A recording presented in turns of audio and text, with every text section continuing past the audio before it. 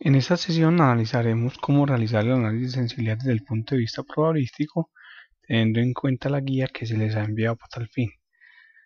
Vamos a analizar esta guía teniendo en cuenta el archivo que se llama ejemplo de inversión apalancada simulación completa, que es simplemente el archivo de Excel donde finalizamos el trabajo completo de la simulación desde el punto de vista probabilístico y donde tenemos todos los análisis y soportes respectivos. Entonces vamos a ver una a una las preguntas que se han planteado tanto para variables de entrada como para variables de salida y vamos a ver dónde las podemos encontrar.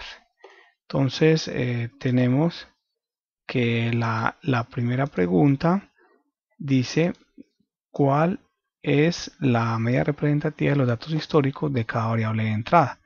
Dice allí que la respuesta lo podemos hallar con las estadísticas descriptivas y en efecto cuando revisábamos del modelo Excel para cada una de las variables de entrada, pues recordemos que habíamos hecho todo un análisis de estadística descriptiva donde pudimos encontrar cuál era el valor medio por cada variable. En este caso, pues pudimos encontrar para el IGBC la media, que es lo que nos están preguntando en estos momentos. Entonces, simplemente analizando el resumen de estadística descriptiva, podemos resolver no solo esta pregunta, sino también la segunda, en la cual nos pregunta la variabilidad histórica, en este caso es el riesgo como tal que representa cada una de las variables de entrada.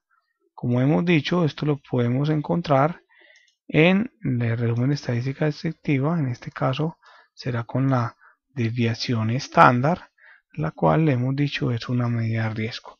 De este mismo cuadro podemos responder la tercera pregunta, en el cual nos hablan del valor mínimo que puede tomar cada variable de entrada. El valor mínimo lo tenemos acá. De allí simplemente analizamos cuál fue el mínimo histórico que se ha presentado para esta variable de entrada.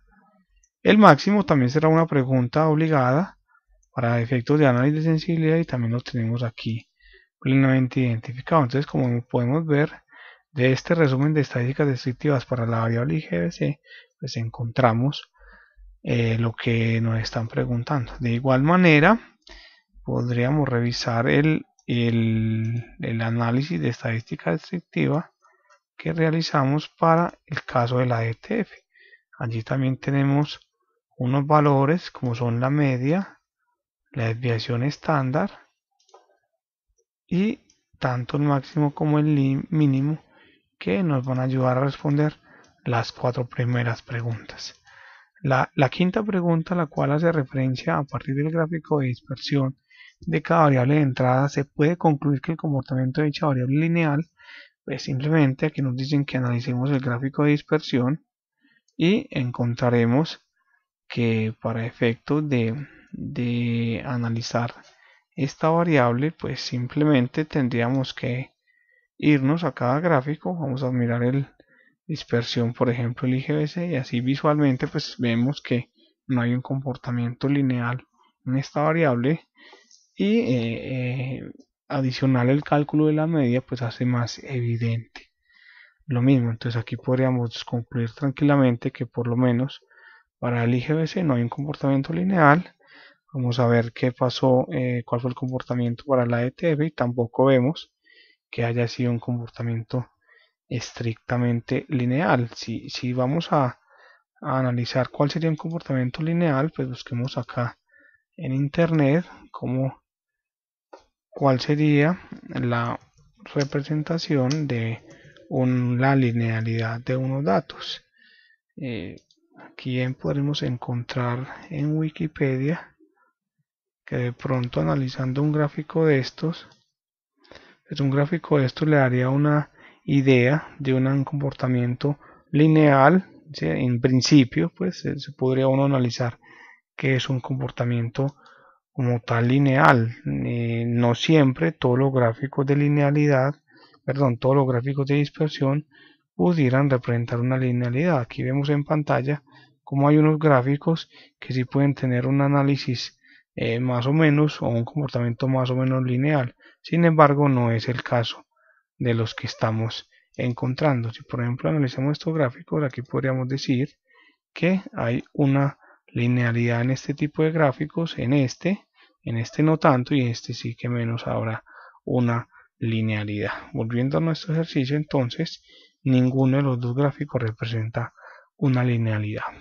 Vamos para la sexta pregunta. Aquí nos están preguntando cuáles son los valores de la variable de entrada que se presentan con mayor frecuencia.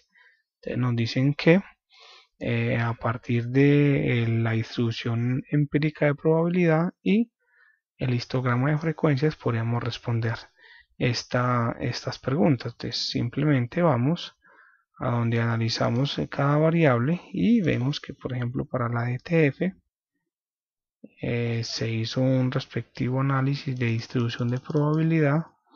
En esta distribución de probabilidad vemos que aquí hay unos datos que se comportan más unos que otros.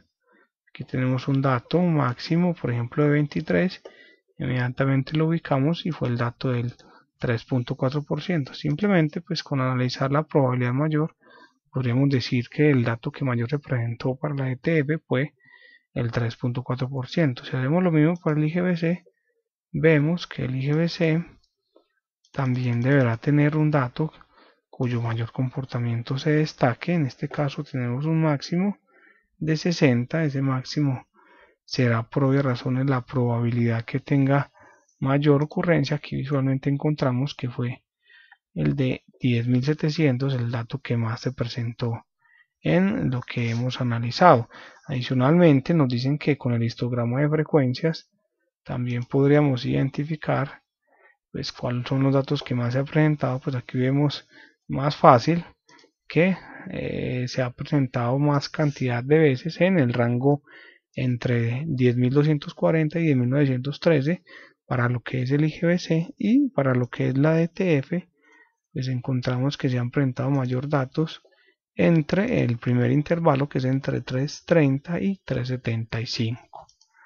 La siguiente pregunta, en la que hablan de a partir del gráfico de histograma de frecuencias de cada variable de entrada, si uno puede concluir que esta variable se asemeja a una distribución normal. Recordemos lo que hemos dicho, la distribución normal, que es una distribución que debiéramos buscar que se comportara como una campana, y simplemente pues vamos a mirar una a una los histogramas que hemos hecho. El de IGBC pues podríamos representarla como una normal. En principio pues este comportamiento nos podría dar una idea de esto. Si analizamos el histograma de la ETF, de pronto aquí ya no hay un comportamiento normal, un comportamiento bastante diferente. Puede ser que de pronto recopilando más datos históricos podamos acercarnos a un comportamiento normal, pero por lo pronto esta variable no podríamos concluir así directamente que se comporta como una normal. Lo otro es que nos preguntan cuál es la probabilidad del evento determinado para una variable de entrada. Entonces nos dicen que esto lo podemos lograr a través de la distribución empírica de probabilidad.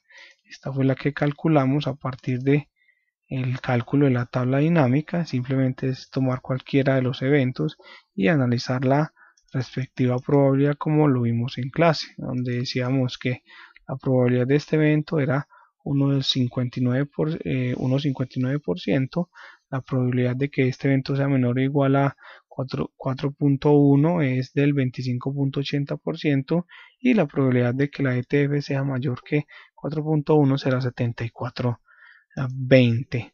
Otra probabilidad que nos piden es simplemente la de, bueno, ya lo hemos dicho, tanto la menor o igual como la probabilidad con